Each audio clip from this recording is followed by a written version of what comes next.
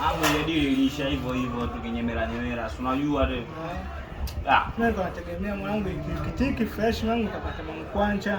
Mimi njaa kali mwanangu nyumbani. Wale watoto wa kule juu wamezingua wale miayusho wale. Wale madini zao fresh. Afadhali hata nilivyokuona mwanangu. Mambo inasaidia nini kati na kudai kodi yangu ya miezi mitatu? Utanilipa lini babu? Hela kwa malaya unazo lakini kunilipa kodi yangu hutaki. Wewe kila siku kutoka saa 12 kurudi saa 12. Inamaanisha nini? Mimi leo nataka kodi yangu. Mimi nitakulipa babu au kama no. Babu unanipa nini miezi yenyewe na hiyo babu? Wewe unataka kufanya. Sasa unapokuja kunizingua kila siku. Miezi mitatu na kudai kodi yangu hutaki kunipa. Mimi nitakulipa. Unanilipa lini? Wewe mwana kutulia babu haikuhusu hii. Sikiliza. Haikuhusu babu. Mimi hapa naleta suluhu. Wewe unasemaje? Sikiliza, mimi nina simu hii hapa.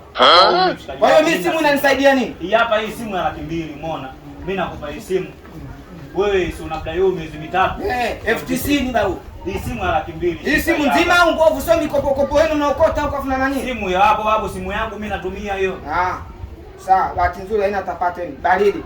Lakini mwanangu, chunga sana kama hivyo sawa. Naye tulia babu.